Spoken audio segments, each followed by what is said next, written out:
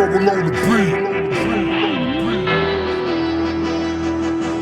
Hey, everybody. Thank you for checking out this episode of Raised on the Radio. I am one half of the show. I am Colt Brocato, my good friend Patrick Blair in Zoom land as usual. How are you this morning, sir?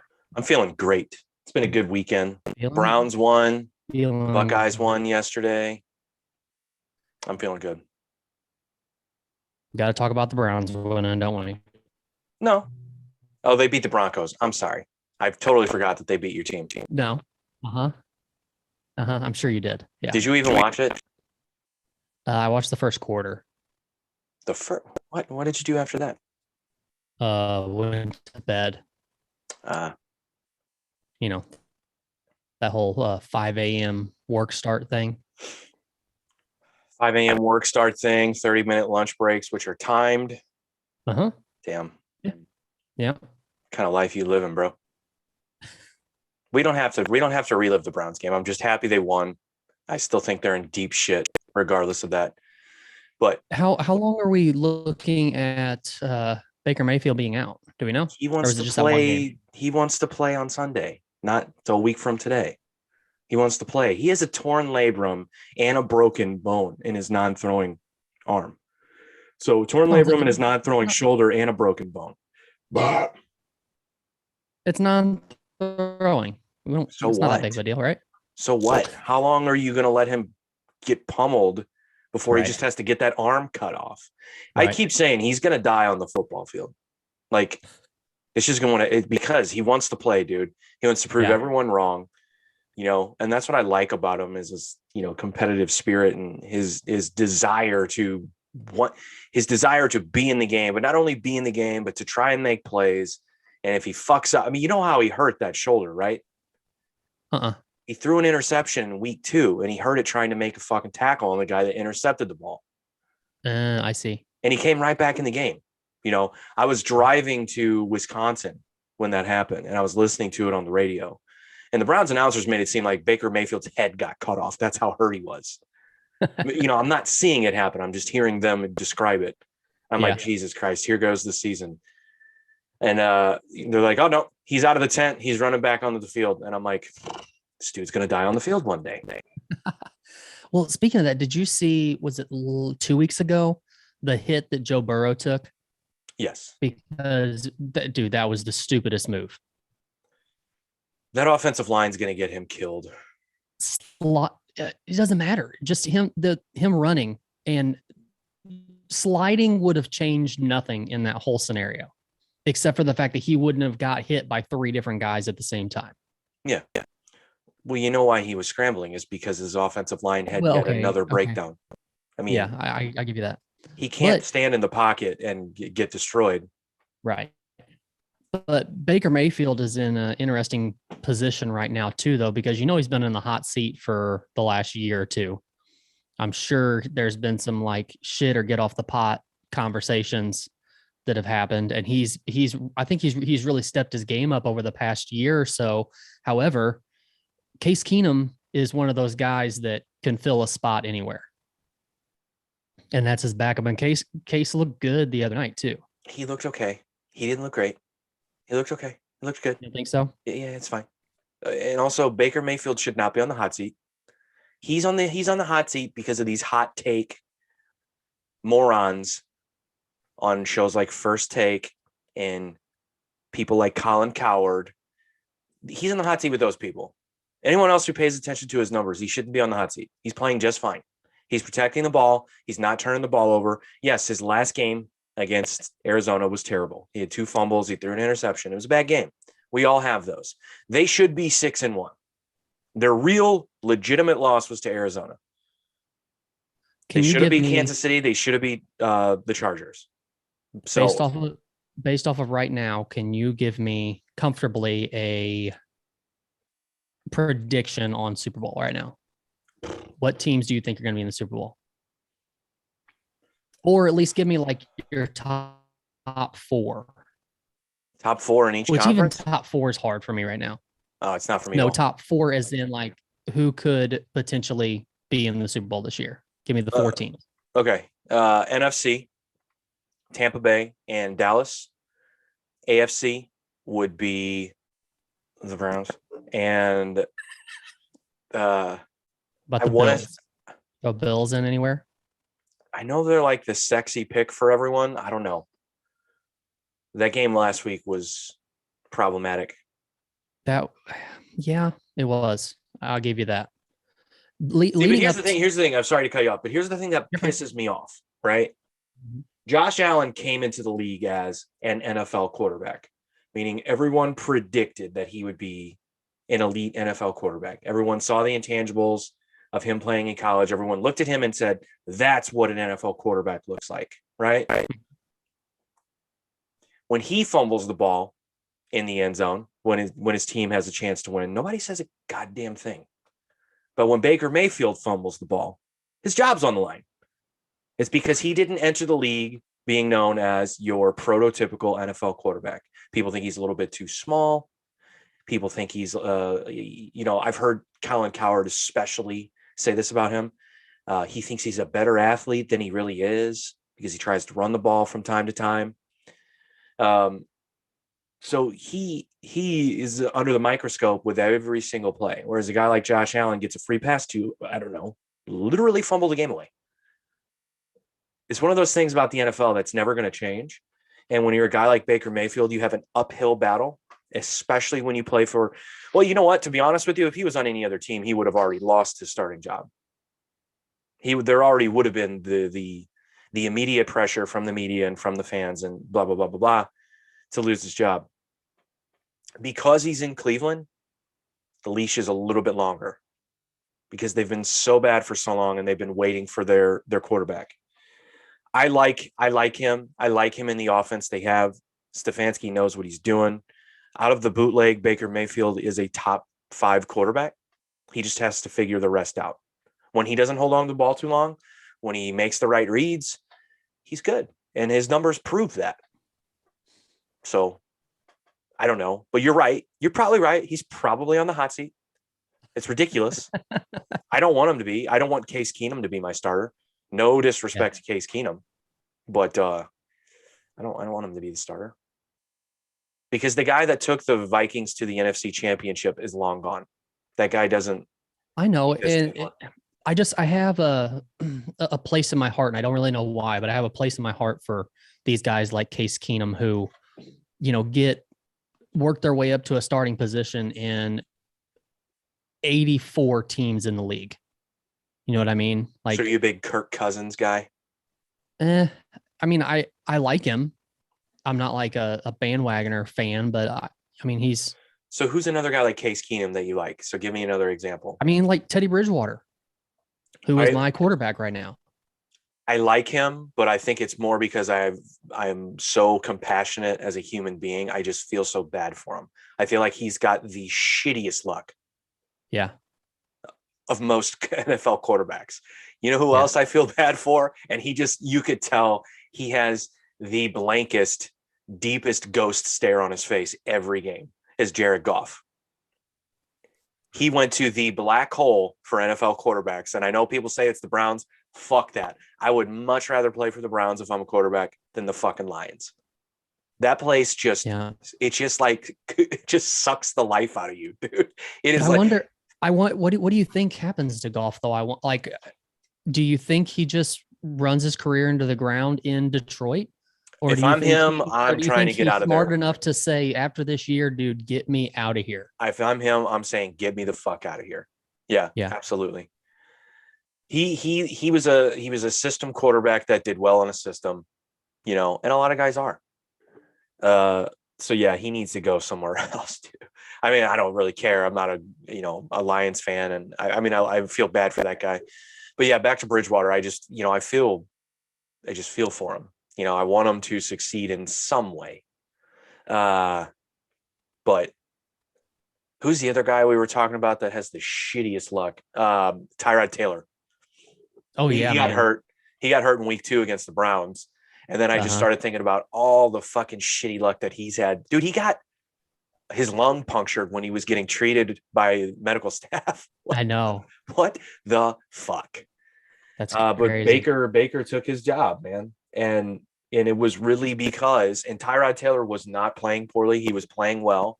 up to that point. It was just because the fans demanded it and the coaching staff felt compelled and pressured into doing it.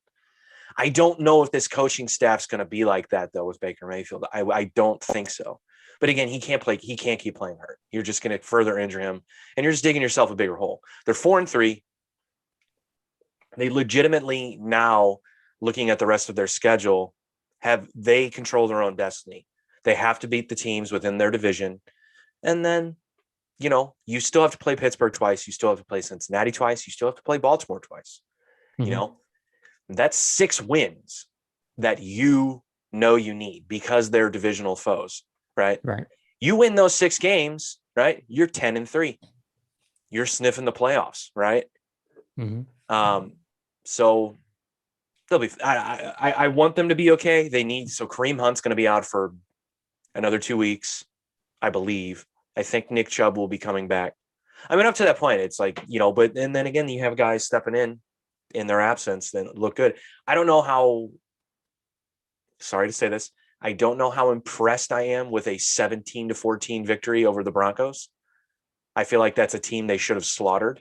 If Baker's in the game, if Kareem Hunt's in the game and Chubb's in the game, I feel like they run away with the game. But in all honesty, but you've also got 2 teams who are injury ridden right now. Denver's got a crap load of guys out, and so does Cleveland. Didn't Cleveland have like 12 guys out or something like that? Yeah, but it was more importantly, I mean, obviously you don't have Hunt, you don't have Chubb, you don't have Mayfield. But then they did get Jedrick Wills back on the offensive line, but Conklin was out, which is like he consumes like 8 feet of space on the offensive line. He's just a monster of a human being. Yeah. So he was out. They had a couple guys on defense out. Yeah, I mean, so if they get back to being healthy, we'll see. So what's your thought on Matt Stafford with the Rams right now? Still don't believe in him. Still don't believe in him? Nah. What if it was 5 years ago, Matt Stafford playing for this Rams team now? Maybe. Let me give you my Super Bowl prediction. Fuck that. Or let me give you my 4, okay? Because I want to take something back. My 2. Here's my 2 in the NFC. Dallas and Arizona. Fuck Tampa Bay. I can't believe I even just wished Tom Brady into another situation where he could win a Super Bowl. I cannot wait. But he really, at this point, wait for a Tom Brady free NFL. I cannot wait. 3 guys, I can't wait till they're gone, and we never have to hear about them again. Tom Brady, Bill Belichick, Aaron Rodgers. Leave, get out, beat it. I'm done with you. I'm done.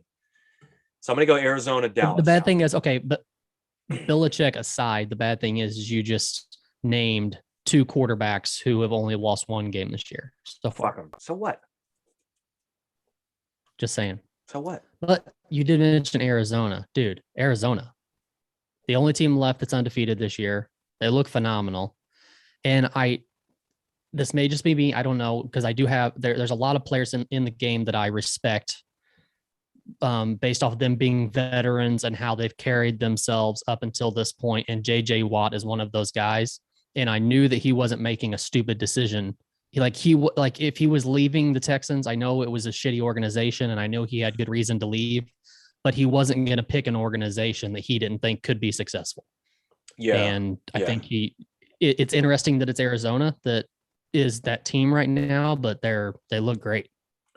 They look good. Like I said, that's really, of the Browns' 3 losses, they got outplayed. Arizona just flat out beat them. I mean, they were the better team. Mm-hmm. So I'm going to go them in Dallas. And again, Dallas, I like them. And again, I think it's because I like Dak a lot, and I have that sort of like compassionate side of me that really is pulling for him. I don't know why, because I don't like the Cowboys. But it's just him. I feel like he's got bad luck. That injury last year was god awful. But do you I don't know if you remember this. No one ever talks about this, but like he got jumped on spring break his senior year or his last year of college before he got drafted. Yeah, no one talks about that. And I remember seeing people posting it on Twitter with like memes like, "Oh, you got fucked up." And I was like, "You people are fucking gross. Like, leave that dude alone." Like that dude. So I don't know. I just have like a soft spot in my heart for him as well. So so those are my 2. AFC. You know what? Fuck it. I'm going Browns. I swear to God, I'm going Browns. and I'm going Chiefs. I still believe in the Chiefs. I do. Don't get me wrong, but I'm trying to figure out what's going on right now. Like, I'm hoping this isn't one of those where defenses are figuring out Mahomes and They they're are. figuring out, but that's what sucks is, like, look at the contract that I just don't want there to be a possibility that we see Mahomes in a position like one of these quarterbacks that do so freaking well their first couple of years, and then all of a sudden they're figured out by defenses, and now we're back to a mediocre team. Well, what do you mean figured out? I don't think it's Mahomes necessarily. So I watched a guy break this down on pregame for the Thursday night game that just happened. And I can't remember who it was, but he played defense, and he kind of broke it down to, they're not necessarily figuring out Mahomes. They're figuring out the Chiefs and what the Chiefs are trying to do on offense. But what they're saying is that safeties are starting to understand that with Mahomes and with the way that defense works, they actually need to, they're not playing a cover defense necessarily. They're playing back and they're waiting. They're sitting back and they're waiting for Mahomes to be forced to throw the ball into their zone or whatever, however this dude described it. And I go, yeah, that seems great on the surface, but like, a safety's job is to protect his defensive backs. So like, if these defensive backs are getting burned, a safety has to eventually get pulled into whatever zone this is, right? Yeah. But he showed tape. He showed the game against the Chargers, and he showed the guys doing it, and it looked, and again, this could all just be like voodoo. Like, this could all just be, this was total coincidence. It was one game, it happened. But I mean, but I'm going to trust that guy over my own fucking judgment. I don't know what I'm talking about. So like, I'm going to listen to him. God, I wish I could remember who that was too. But yeah, I think it's just they figured out the Chiefs a little bit, but I think the Chiefs will still turn it around. The Chargers are intriguing. Well, look, there's still the Ravens. I mean, until the Browns beat them, I still think they're the team to beat in the Browns division. But yeah, we'll see. We'll see. What was I just going to say? Oh, I was talking about Dak getting jumped, and it made me think about something else. Did you see the NBA's, because you're a big baller, apparently. Did you see the NBA's 75 list? No, I heard that they were going to be putting it out. Did they put all 75 out yet? Because weren't they only going to put like 25 out at a time? No, they put the full list out. Yeah. Full list. They did. Okay. Yeah. Okay. So, I mean, people are talking about some of the guys that got left off, like McGrady, Vince Carter. Oh, really? Yeah. McGrady, Vince Carter, Klay Thompson's not on it, which I'm okay with that. Was your boy Clyde Drexler on there? Clyde was on the 50, bro. How dare you? Don't even. He was on the original list. Don't even come at me like that, dude. Iverson got put on it, which was great. Dominique Wilkins got put on it when he got left off the 50, and he was like the one guy that was like, people are like, yeah, Dominique Wilkins on the top 50 players of all time. And then like, so T-Mac, Vince Carter, Klay Thompson got left off. Manu Ginobili got left off. There's another guy, but the one that I thought of that I was like, oh yeah, I would have put that guy on just because. And again, it's just this thing in my compassionate soul. But Paul Pierce got left off, and I think Paul Pierce, no one ever brings this up. But I think when I had my boy Will on the show when you were out, maybe we talked about it, but I don't even know if we did, because we go back and forth on NBA. He's, we go back way back. So, but I don't even think we talked about it. Do you remember when Paul Pierce got stabbed like 6 times in the street? That sounds oddly familiar. He got stabbed, almost killed, and he played like 9 days later. The dude's a G. Like, come on. And when it came to like winning games and like, just give me the ball, was there any? I mean, that's Paul Pierce. He just had like a killer instinct that like a lot of people, when the Celtics were beating the Cavs, right? When they were beating the Cavs in the playoffs, people looked at Paul Pierce and people looked at LeBron, and they go, if LeBron had Paul Pierce's killer instinct, he would be unstoppable. He's already unstoppable, but he would be winning titles. They left him off, which I thought was kind of crazy. Kyrie got left off, which I'm totally okay with. Totally okay with it. Dude's a cuckoo bird. Do you think if they would have, I haven't seen the list, but do you think like if they would have put this list out in 10 years that a lot of the guys that are playing now would have made it that haven't made it? Yeah. I Now, mean, when you see the NBA's, that's also me saying that without actually seeing the list.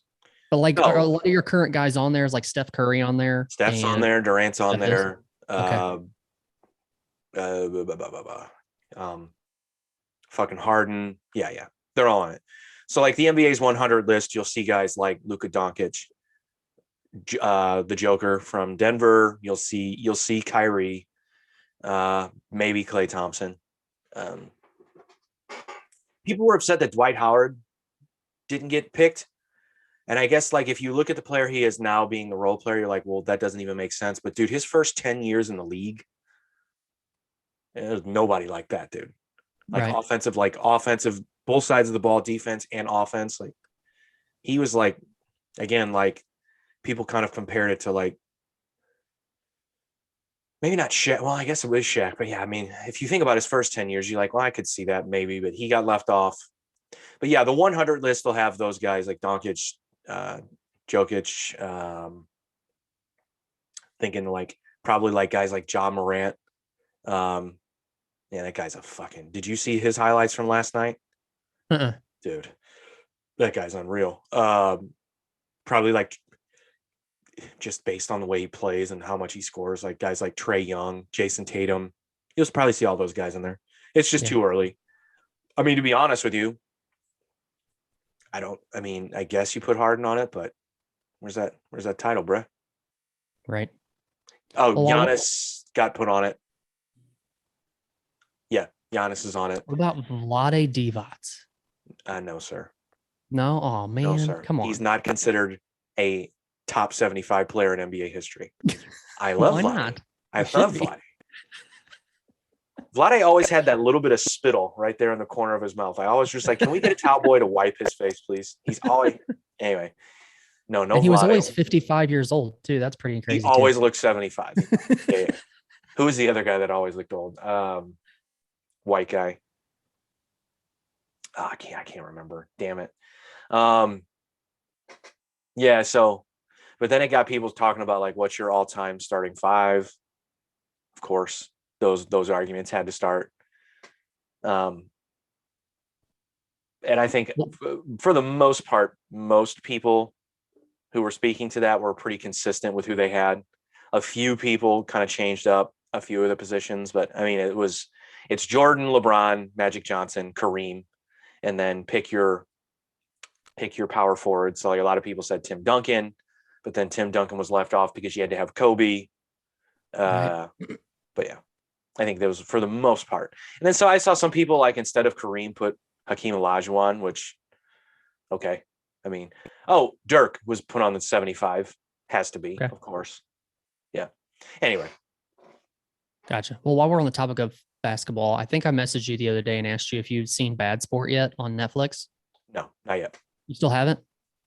Haven't watched it yet. Do you know the story of that headache guy? I can't think what his name was. I have no idea what it's about. Well, it's about. Are you Googling it right now? Yeah, but tell me.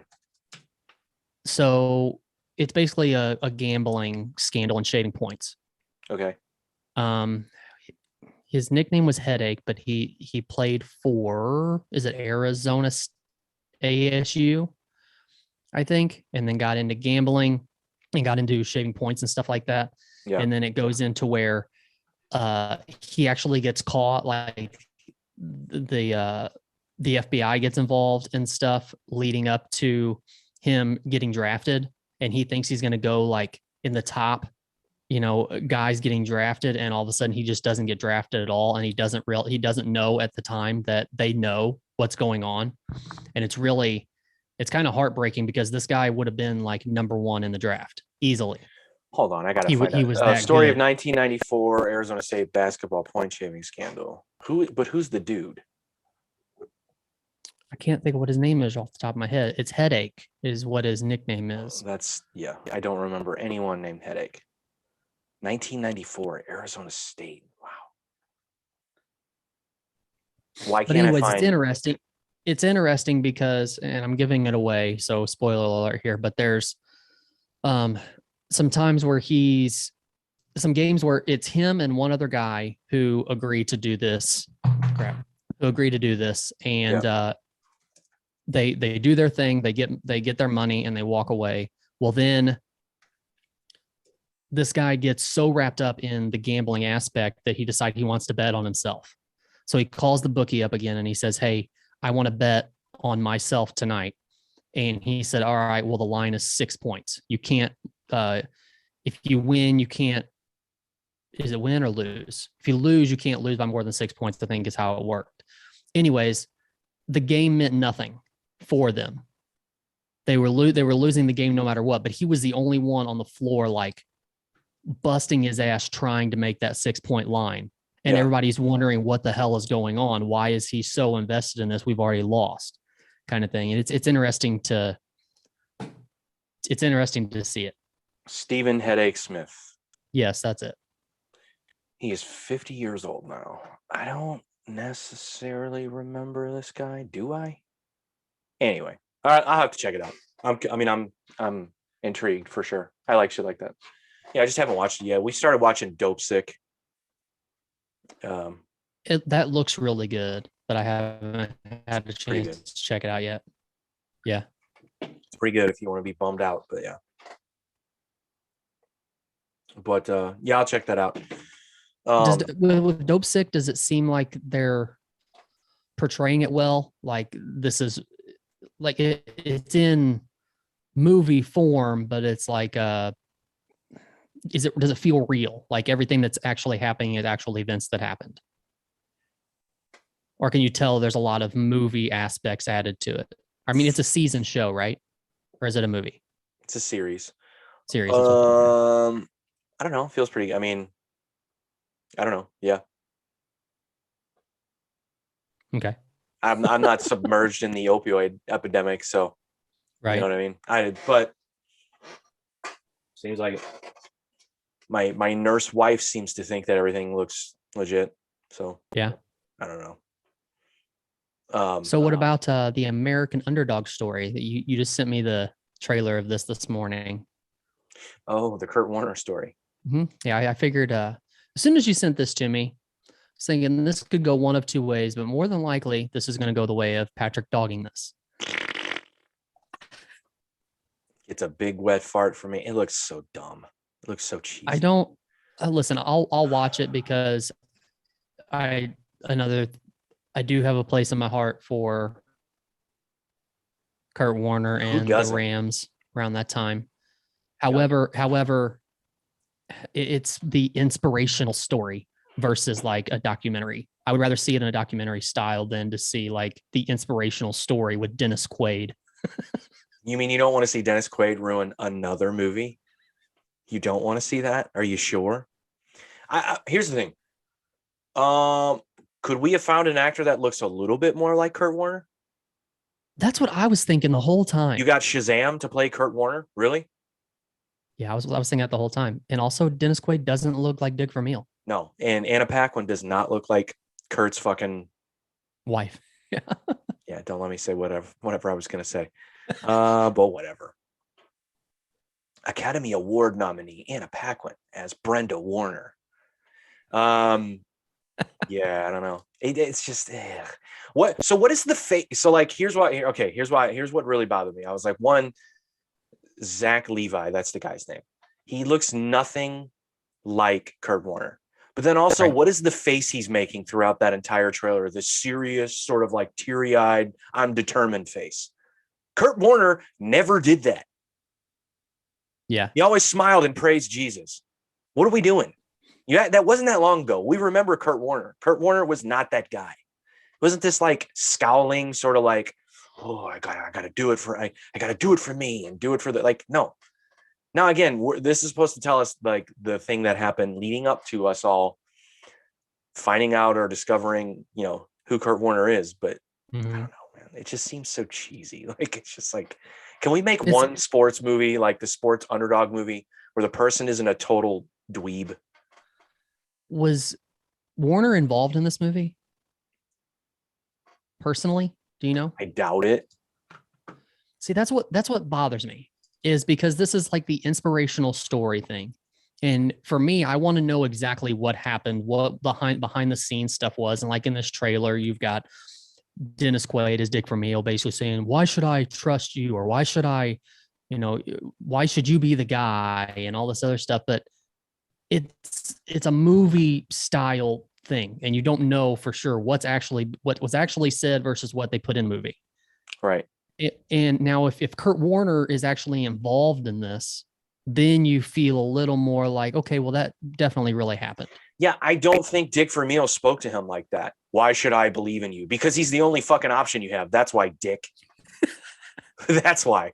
I just don't think he talked. Like, that's the thing that they Hollywood. Yeah, no, your question. Did they Hollywood it up? I'm sure they did. They had to have. He didn't talk to him. Like, what coach? Come on, dude. It's the NFL. Like, if you're at the level of the NFL, you're not having to explain to your coach why you're worthy to be the quarterback, dude. It's like, well, they're going to look at analytics, they're going to look at the numbers, and then go, who's our best option? Oh wait, we don't have one. It's Kurt Warner. Sure. I don't know. It's so weird.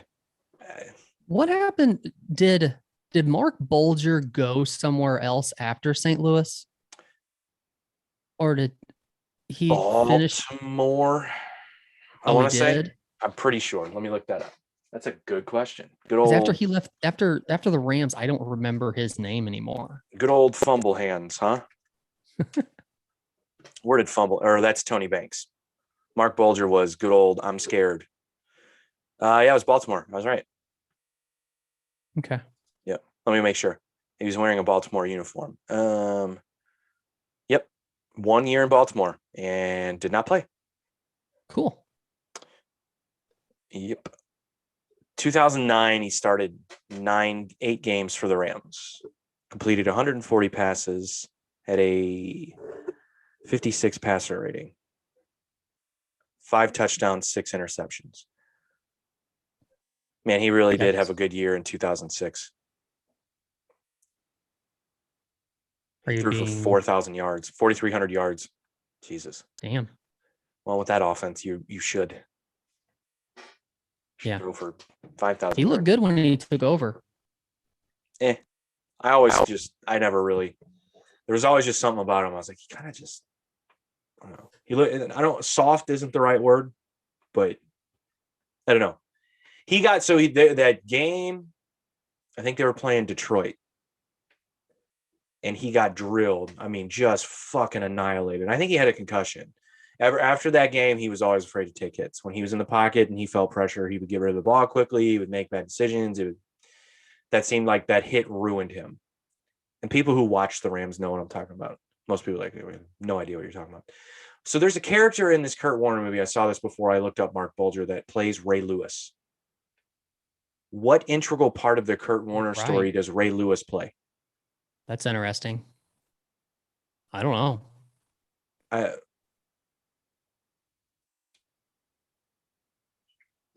Who?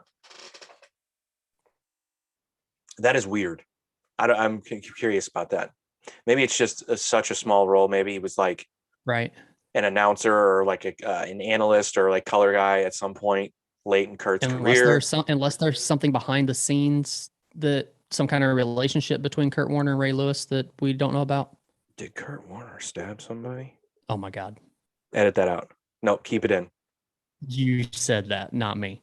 You'll be all right. Jesus is looking out for him. He'll be fine. Anyway, yeah, I'm sure I'll see that eventually. Am I excited to see it? No. I didn't even know that was being made. It's a cool story. Speaking of cool stories, and you're not going to know, probably not going to know what I'm talking about. So last night there was a title fight in boxing. Jamel Herring fought Shakur Stevenson.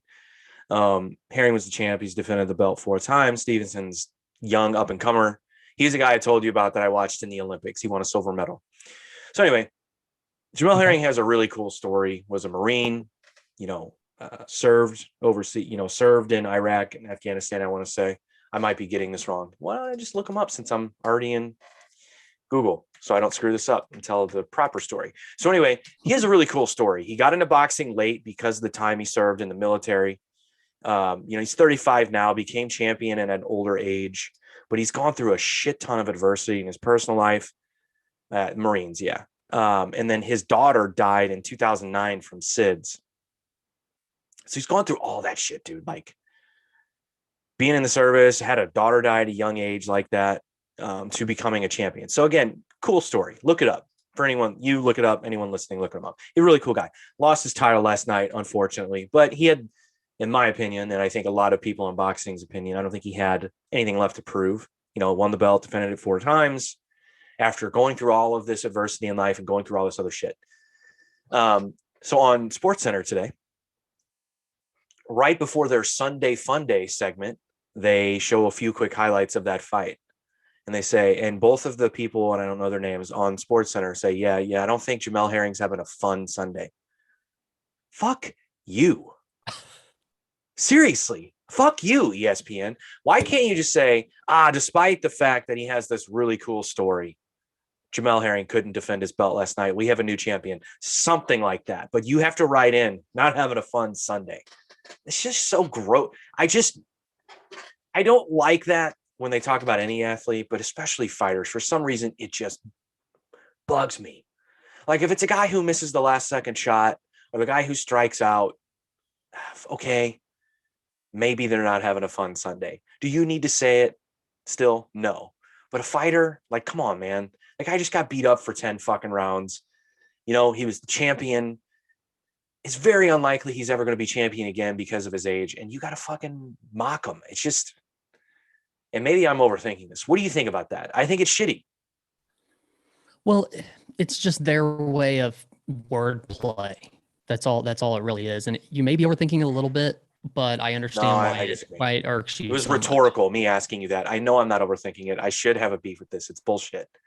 Remember I showed you a video. I sent you a video of them, a boxer getting knocked out, and the girl, who again, I don't know her name, whatever the girl on the desk is, she was like, nighty night, don't let the bed bugs bite. Oh yeah. I'm like, hey, asshole, don't do that.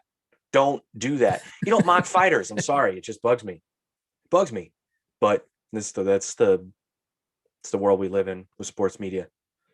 Said that all too often, I feel, but when you first started explaining this whole thing and you got into boxing, I, for some reason, thought you were going to tell me that they talked about this. I know, but for some reason, I thought you were going to tell me that they started talking about this fight, but it was overshadowed by the announcement that Mike Tyson and Logan Paul are going to fight each other. I would have fucking thrown something at my TV. I would need a new TV. I'm not even joking. If that would have happened. Here's the thing, man. I'm not going to watch that. But what I want to know is who does want to watch it? I know that's the narrative right now about the Paul brothers is like, well, people want to watch them. All right, so who wanted to watch Floyd fight Logan Paul? Who really watches that? You know who watches that? It's the same people that watch car crashes. It's the same people that watch fights on the street. They go on World Star or they go on YouTube and they look up somebody getting knocked out. Those are the people that watch that. Which is why I think it's gross and I'm never going to watch. Smart on this kid's part because he pulled, Mike Tyson's still a draw, obviously. Floyd Mayweather was still a draw. So he's getting, but dude, all right, so we got to end it. I'll let you say your piece on this because I'm sure you have something to say about it. If Mike Tyson knocks out Logan Paul, we finally put an end to all of this bullshit. But is there going to be that gentleman's agreement that he doesn't get knocked out? Why would this be the end? If he got knocked the fuck out by a guy in his 50s, you have no business in boxing. Get the fuck out of here. But so with that same in that same token, if he would have gotten knocked out by Floyd Mayweather, would it have ended there? Yes. Yes. You think? Yes. Yes. Hmm. And to be honest with you, I think Floyd could have knocked him out. But he didn't. Put on a show for everybody. Let it go. Give them their money's worth, because by God, they're getting ripped off. Yeah. So I'm sure if Logan Paul's got a fight, then Jake Paul's got to have a fight coming up sometime before long too, right? The word is Tommy Fury. So Tyron Woodley got that stupid tattoo for nothing. I did see that. It's Tyron. I wonder what he does. Like what happens now? To what? Like, does he come back To to Tyron? UFC? Yeah. Does Tyron No. come back to the UFC? No, retire. It's over. You I think? say this out of love. I said this on the one episode you asked the same question. No, it's over. Okay. And I say it out of love. No, Please retire. I'm not asking your opinion on what you think he should do. I'm asking what does he do? There's two different If I things. had a crystal ball, I would tell you, but I don't know. I'm telling you what I think he should do. What if he I comes back haven't and heard fights in anyone else Bellator? giving their opinion on this. So What doesn't if he seem like comes there's back and any. Like, fights in Bellator? he probably could. Well, I'm glad you said that. So did you see Corey Anderson knocked out Ryan Bader in like a minute? That was a Yeah. while back, wasn't it? Or was that recent? Last week. Oh, okay. I Yeah. thought it was longer. No. Okay. So knocked him out, and then after the fight said that in two fights in Bellator, he made more than he did his entire UFC career. I mean, The question is, How many how? Where's all the money coming from? sponsorships is a big portion of. Yeah, but I don't think he was talking about that. I just think he meant just what he made off the fight. His purse from the fight. That would surprise me if that was it. A lot of guys have said that, man.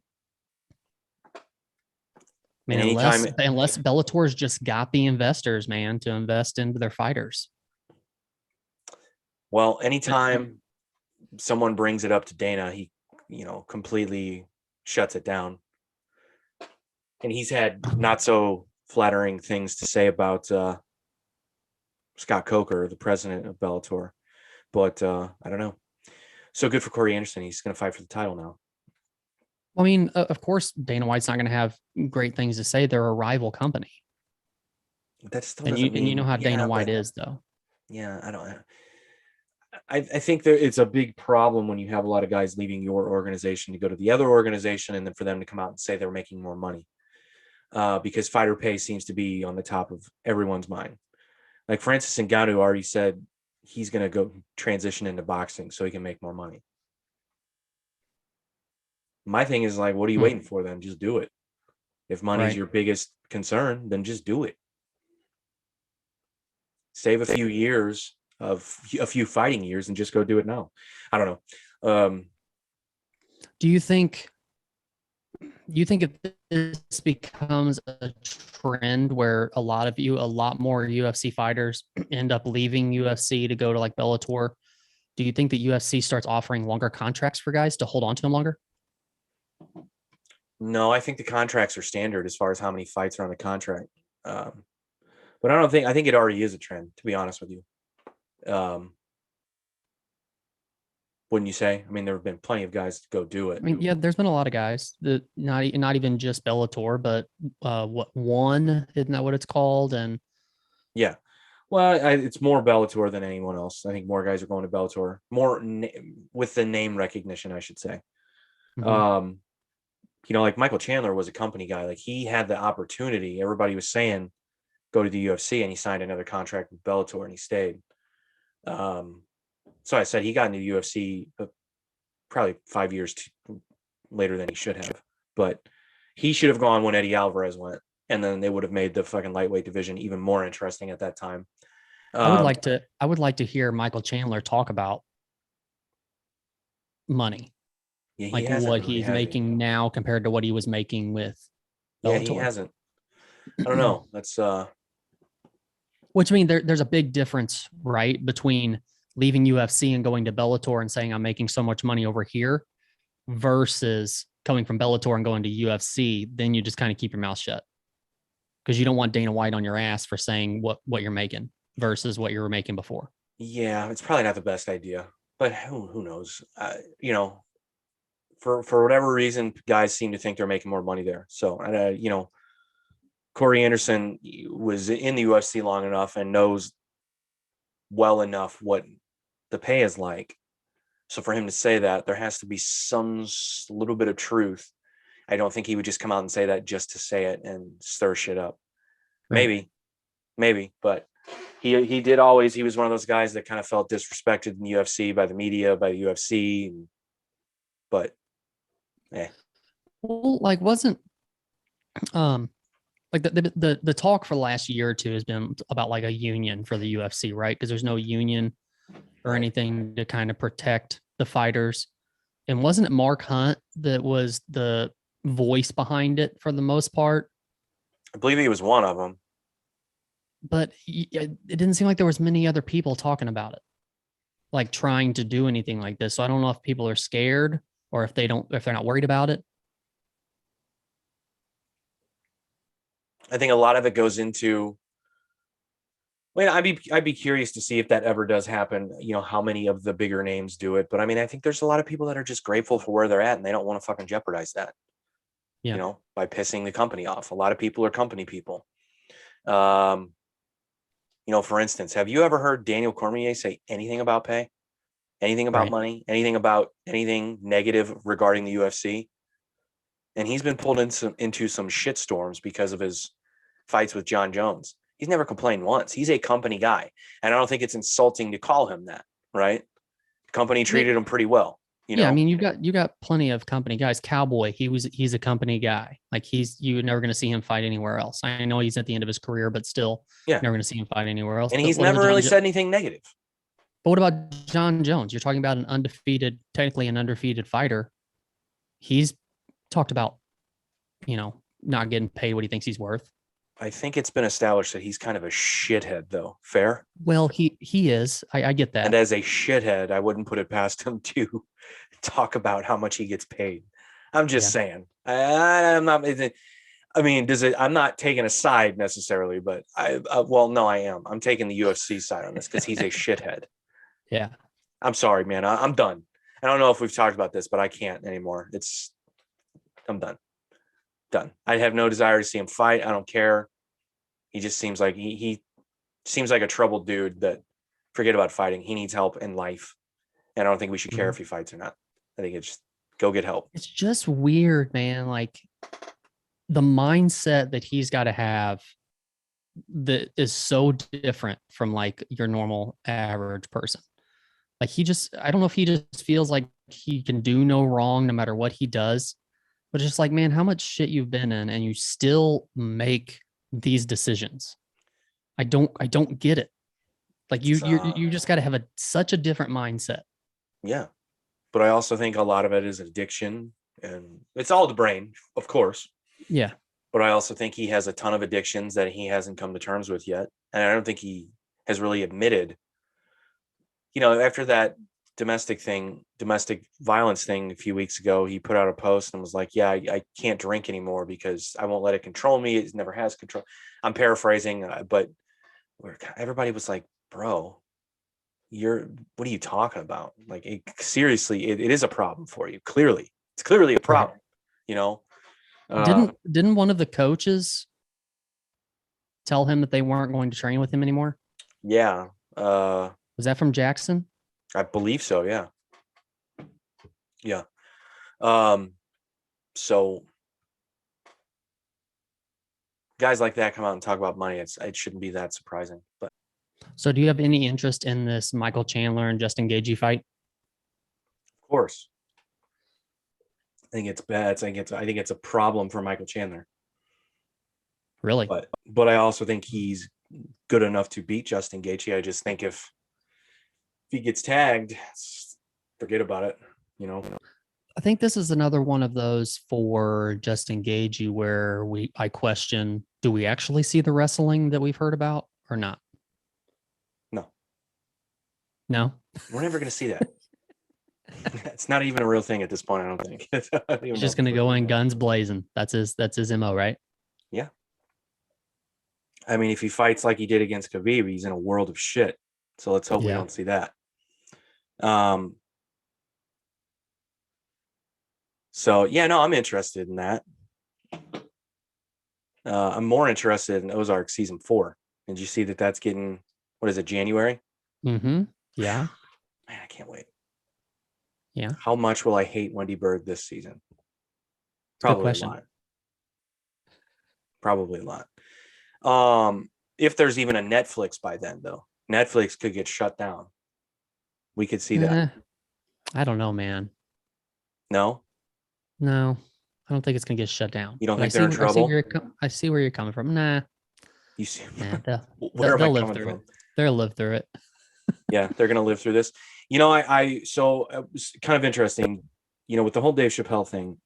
I know we've talked about it already, so we don't have to beat it into the ground. But I mean, I guess this walkout's still going to happen. These people are still planning on it, but they have like a list of demands that was in this article that you sent to me. And Mhm. so some of them is like, okay, I see where you're coming from, but I also don't. But then some of them, I'm like, well, what exactly do you think they're not doing already that you want? So I don't know. But But I mean, one of those demands that caught my eye was that they want to have um what's the word? Like they want you to let people know ahead of time yeah, what the it's right here. show. Add a Go ahead, read it. disclaimer before transphobic titles that specifically flag transphobic language, misogyny, homophobia, hate speech as required. So what you're telling me is that like when I click on, and I used this example last week on the episode, but I'm going to use it again. If I'm clicking on Shameless, when it shows up top that there's cussing and nudity and this, that, and the other, it's also supposed to show hate speech and transphobia and homophobia and stuff like that up in the description. That's what they're saying. Yes. Do you agree with this? No. No. I don't think it should matter. I don't agree with people being transphobic or homophobic, but I feel the lines are incredibly blurred when it comes to that. Also, I don't think anything that Dave Chappelle said in that special was hate speech. In fact, it was the furthest thing from hate speech. Again, if anything, what he's doing is educating people to things that are happening around him and things that are Yeah. happening around all of us. For those that are too ignorant to understand it or see it, or for those that might even be turning a blind eye to it, it is happening. So he's telling stories. He's talking about it.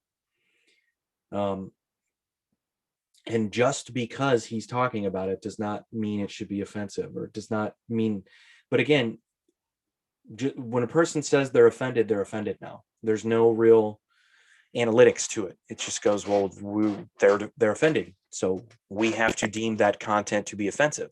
Well, that doesn't really make much sense now, does it? But a friend of mine yesterday, actually, I was talking to a buddy of mine who he went to. I haven't seen him since I went to Colorado a few months ago. So we were catching up, and he actually invited me to go see Bill Burr when Bill Burr was in town. This was a couple of weeks ago at this point. And I couldn't go for I had something else going on. But I asked him, like, how was Bill Burr? And he's kind of telling me, and he was like, yeah, it was good. He went on a mask rant for a while because at the show you had to wear a mask in the show. It wasn't just show you're vaccinated; it was you have to have the mask on too. So he asked people, how do you like this whole mask thing? And a lot of people booed, and he's like, well, for you people booing, I'm about to go spend about 5 minutes talking about how you're all dumb fucks or something like that. And then my buddy was just talking about, he went on this cancel culture rant for a good 10 minutes. And he's like, that part I didn't really dig. And he kind of explained, like, none of these guys are being canceled and they shouldn't really be concerned with cancel culture because they're not. And it made me think, I saw probably that morning a tweet or something Bobcat Goldthwait, I guess recently did an interview somewhere, and they asked him about cancel culture. And he goes, it's really hard for me to understand or really comprehend how millionaires are being canceled. He goes, someone's saying something bad about them. They're still going to go back to their $1 million jobs and make their millions of dollars. He's like, none of these people are really being canceled. It's just being treated this way. And it just made me think, I'm like, yeah, Dave Chappelle's not going to get canceled. Bill Right. Burr's not going to get canceled. Louis C.K. wasn't canceled. He's still working. Now, a large portion or a larger portion of the population thinks he's a creep, but he's still working. He didn't get canceled. Right. You know, and I actually saw a clip. I don't remember who the comedian was, but he was playing. It was just a clip I saw, and I think it might have gone viral. Maybe not. I don't know. Maybe these clips come into my feed wherever because I watch so much stand-up comedy, but I wish I could remember who it was so I could give them credit for the joke, but it's not like it matters. But he was playing like a small place, and he was talking about cancel culture, and he said, guys, he's like, and again, I'm paraphrasing because I don't know the exact way he said it, but he's like, here's how you know cancel culture isn't real. And here's how you know Dave Chappelle will not be canceled. I go, the only way you're going to know Dave Chappelle is canceled if he's playing this place. And he pointed down at the ground, like, meaning, like, if he's in my position, then perhaps we've canceled him a little bit, which is a fine, that's a good joke, whatever. They kind of like a throwaway joke. But at the same time, no, he's still working. It's not canceled. And then my buddy brought up a guy who who's really only been inflicted by cancel culture, like truly, but it was self-inflicted, was Michael Richards. When he started blasting N-bombs all over that comedy show he was doing. You know, people. What about Bill Cosby? I don't. Has he been canceled for real? Well, apparently he was trying to start touring again. But here's the thing. He's a criminal. He went to jail. We're not talking about something he said. We're talking about criminal activity. It's a little bit different than Dave Chappelle telling a story about his trans friend. Yeah. You know, it's a little bit different. Actually, it's a lot of bit different. But do you think Richards is completely canceled? Do you think it's died down enough now to where he could probably get back on the road if he wanted to? No, I doubt it. But again, it was self-inflicted. So? He did it to himself. I guess in interviews, he stated like, I don't want to be in the spotlight anymore. I don't want so I think he's just sort of walked away. So in a way, people wanted to cancel him, and I think he canceled himself. I think he just said, fine, I'm done. But he's really the only one, you know, that got me thinking like, yeah, none of these guys have actually been canceled, you know? Mm-hmm. Shane Gillis lost his job at Saturday Night Live. That sucks. And I'm sure I wouldn't have wanted to go through that. I don't, you know, to have gone through that, but he's still working. He just put out a special on YouTube. He's been on all the podcasts talking about it. Mm-hmm. And clearly he can pull people into a club because the special he shot, the place was packed. So, I mean, were you canceled for a minute? Maybe, but you're fine now. You've recovered. So it's like, and I think what Bobcat Goldthwait was saying is like, I don't think cancel culture is even really a thing. I think it's just it's not a real thing. It's just a trendy thing to sort of live by right now, but eventually he thinks it'll go away.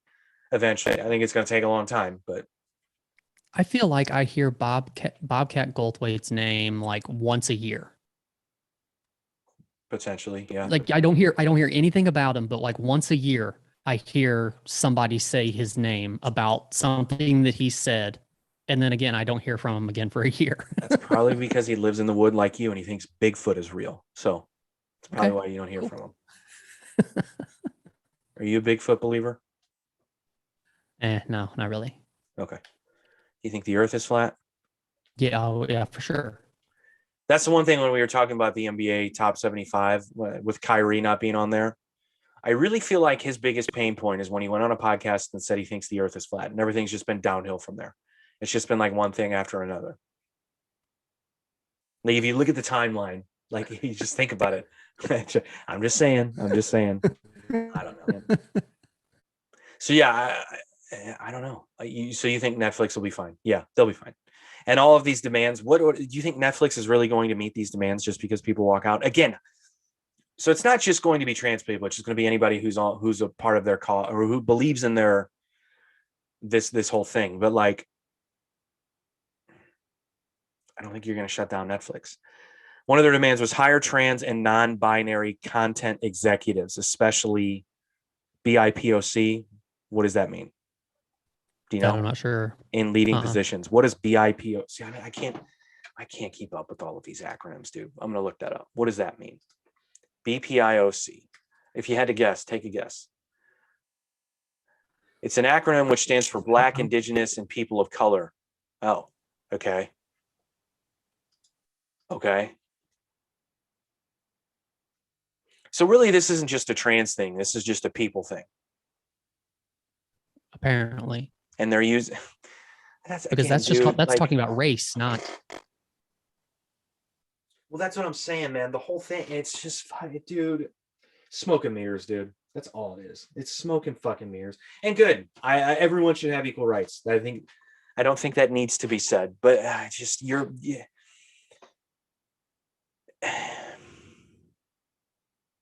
acknowledge the harm and Netflix's responsibility for this harm from transphobic content, and in particular harm to the Black trans community. How do you acknowledge it?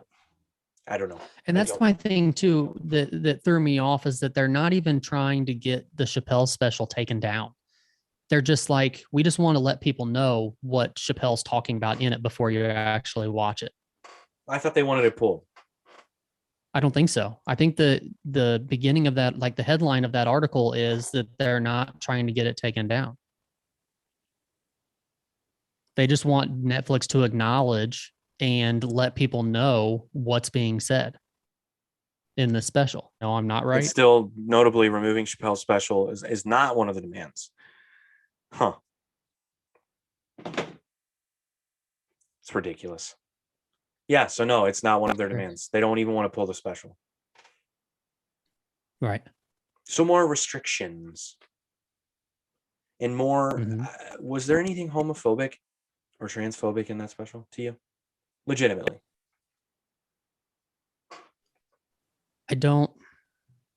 This is going to you don't want to say. Look like I'm just trying to bypass the question, but I don't think I'm in a position to answer that question. Oh, okay. Well, I think that's crazy. Because we're all here together and we share a commonality of language and living in this world together. So, I mean, I think you should be able to perhaps give your opinion, but if you don't want to, I'll respect that. I won't force you to. It's a very strange time we're living in, dude. It is. And I don't think it's going to get any better anytime soon. Yeah, you keep saying that, but is it really? But it's not impacting our lives. We're just talking about it on this podcast. I'll say it's impacting us enough to want to talk about it. It's content, but it's not. Nothing in my life changes if Dave Chappelle's special gets taken down, or nothing in my life changes if a bunch of employees walk out on Netflix. That's true. In fact, nothing in my life changes if Netflix goes away forever. I'm still going to live. I'll be just fine. I don't want Netflix to go away forever because I haven't seen Ozark season 4 yet. So that's true. That's why I'm hoping these people just don't fuck that up for me. At least get us through January. Yeah. Yeah. Before you go away. They have a little bit of respect and let me fucking hate Wendy Bird just a little bit more for one more season. Could these people have some respect for my life? I hope something happens and she just redeems herself with you. Oh, Jesus. You're like, Wendy Bird is my favorite character on a TV show ever. Never going to happen. What could she do for that to happen for me? I don't know. No, she's evil. She sucks. We're living in such crazy times that there's a beef between MGK and Slipknot. Who would have thunk it? Like 5 years ago, if I had said, you know who's going to be talking about each other? MGK and Slipknot. Is MGK hurting himself with this? No. Is he helping himself with this? Is this helping his career, having a beef with a metal band? I don't think it's either. I just think it's noise. It's static at this point. I'm just saying, I think there's other ways of, like with the Eminem thing, I know I come back to the Eminem thing quite a bit, but that boosted his career. And that, that was a beef that, like I said, boosted his career and got his name out in the media a lot. I feel like people are just looking at this like, whatever. Like this isn't really advancing your career. Why don't you just stop? Yeah, I think it's silly to most people, and I think in rock music it's always been that way. Beefs and hip hop are kind of a common thing. They're a part of the culture of hip hop, so Right. you embrace them differently than you do this.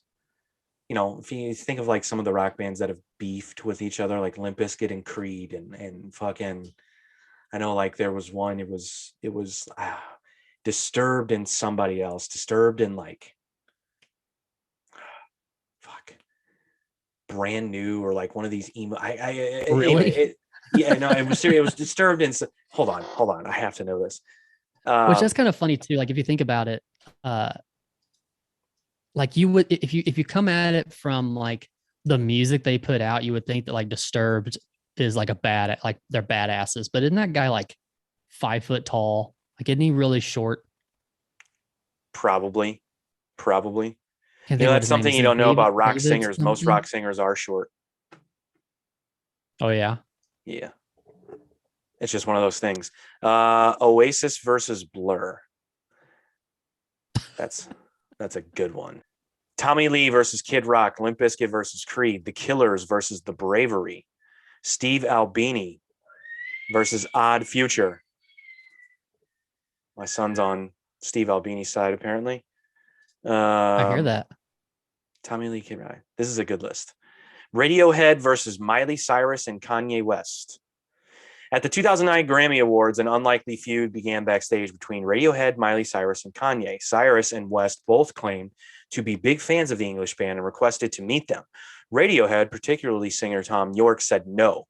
To anyone who has seen the 1998 Radiohead documentary, meeting people is easy. This shouldn't come as a surprise. But Cyrus and West were both angry and being rebuffed.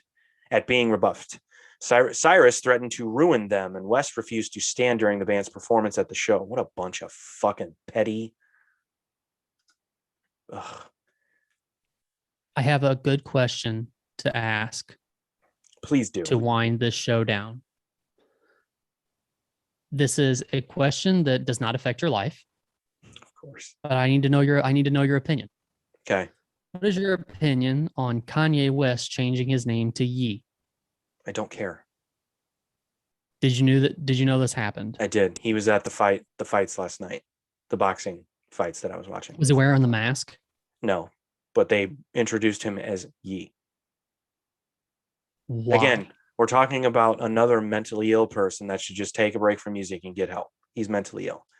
No, I don't care. I'm never going to care about Kanye. I don't like his music. I don't like him. I don't like him as a person. I don't like his attitude. I don't like anything he does. Back to beefs. Pavement versus Smashing Pumpkins. Do you care that he changed his name? No. Okay. It kind of annoys me, but no. And that's the thing. If it annoys you, you gotta take a step back and go, why do I care? It's not that I care. It just annoys me. Because he's annoying. And he knows Okay, he's yeah. annoying. That's the thing. Yeah. He's a fucking ornery brat. That's what he is. And he always has been that way. Back when he was fucking wearing striped polos and khaki shorts, he was an ornery brat. He's always been this way. I don't know why anyone like, here's a good one. New Radicals versus Beck Hansen, Courtney Love, and Marilyn Manson. Do you know about that one? No. Courtney Love and Marilyn Manson, you're all fakes. Run to your mansions. Come around. We'll kick your asses. You don't know that song? I know the song. Remember those lyrics? What's an easy way to become I a do one-hit now. wonder? Write a catchy song and throw in a short rap calling out some popular rock stars. The New Radicals 1998 single "You Get What You Give" included these lyrics from singer Greg Alexander. Fashion shoots with Beck and Hanson. Let's see if I got it right. I think I did. Fashion shoots with Beck and Hanson, Courtney Love and Marilyn Manson. You're all fakes. Run to your mansions. I got it. Come around. We'll kick your asses. The song was a smash hit. Predictably, Courtney Love issued an angry, incoherent response while Marilyn Manson expressed his annoyance at being mentioned in connection with Love. Alexander later apologized to Pussy, up to Beck and collaborated with Hanson. Oh, wow. I didn't know he did a song with Hanson. Well, good for him. I take back my Pussy comment. we're getting good here. Elton John versus Madonna. Okay, I don't care about that one as much. Metallica, Napster, everyone knows that one. Pearl Jam, Ticketmaster, everyone knows that one. Nirvana and Pearl Jam. When Pearl Jam emerged in 1991, the grunge phenomenon, it was hailed as part of existed for years. The scene's biggest star, Kurt Cobain, did not approve.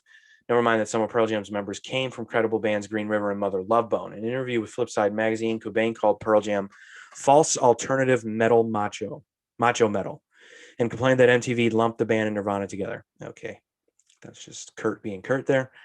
Anthony Kiedis versus Mike Patton. Really?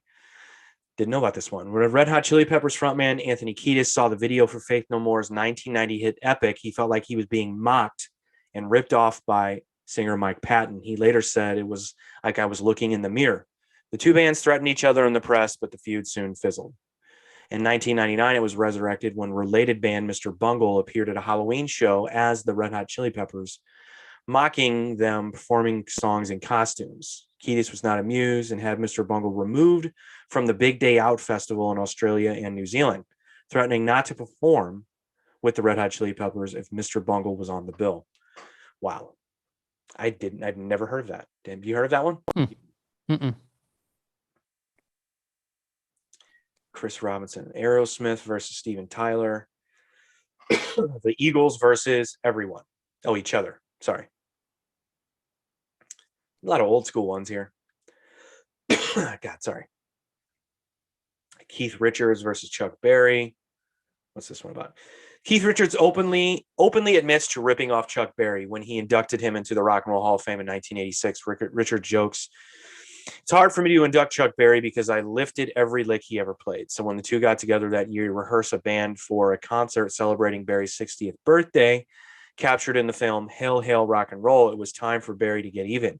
He deliberately played too loud and ignored Richards' request to turn down, berated Richards and made him play parts of his songs again and again.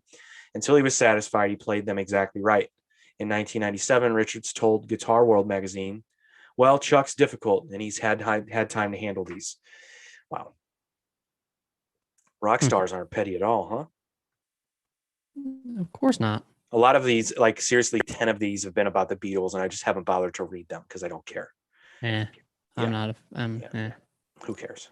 Who really cares? And Courtney Love is involved in a few of them. Courtney Love versus she's Dave just Grohl. like a shithead all around, right? She is a shithead. She sucks. Billy Corgan versus Courtney Love. Yeah. Anyway, she had a beef with Trent Reznor as well. I think she just said he had a little dick. I think that was it. Which I guess that's one way to get a beef started. Sure. Anyway, rock and roll beefs. How do we get here? Oh, MGK and Slipknot. Yeah, it'll just go away. They're just treated differently. Like people just kind of forget about them. But dude, there have been videos, like he's played a few festivals and he's been an overwhelming amount of booze and like people throwing shit at him. I heard that. Yeah, more than there should be. Stuff at him. So yeah, they were throwing stuff at him on this last one. So you think that's just MGK haters in general, or do you think that's Slipknot lovers that are taking up for Slipknot? I think those are a lot of those are Slipknot lovers, and then I think there's a lot of drunk dick riders who just kind of followed along because they were drunk at a festival, Gesundheit. Makes sense.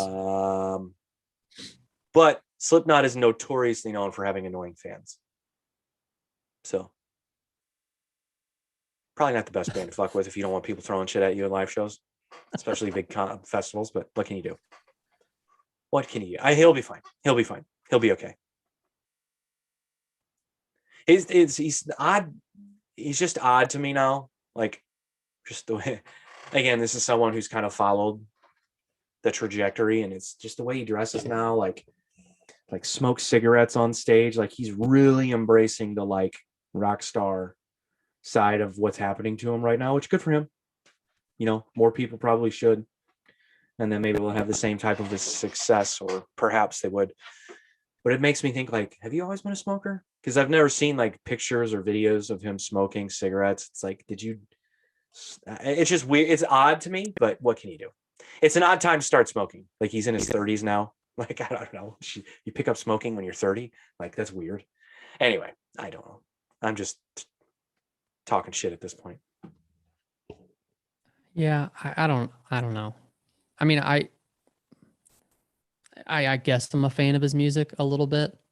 It's not something I'm going to listen to every day. Some of it, and some like the newest, the pop punk thing. I'm like, yeah, whatever. There's a few good But I songs. think, but I think he's also, not only did he have this trajectory, like his career just boosted over the past like 2 years, but he's with Megan Fox, who a lot of people think is the hottest woman on earth. And He's also weird. I think he just, So and he's also weird. So I just, maybe he doesn't know what to do with himself and he's just doing whatever happens. most successful Whatever artists happens, are happens. weirdos, man. And he probably woke up one day and was like, man, you know what? I don't like Slipknot that much. Let's start a beef with Slipknot. Well, I think he said it at a festival that Slipknot was playing. That he and Slipknot were going to play, if I recall, because like people weren't watching him, and he said something about the masks, and it doesn't matter. But it's as petty as all these other ones I've talked about. But yeah, I don't think it helps him, but I don't think it hurts him. He'll be fine. Yeah.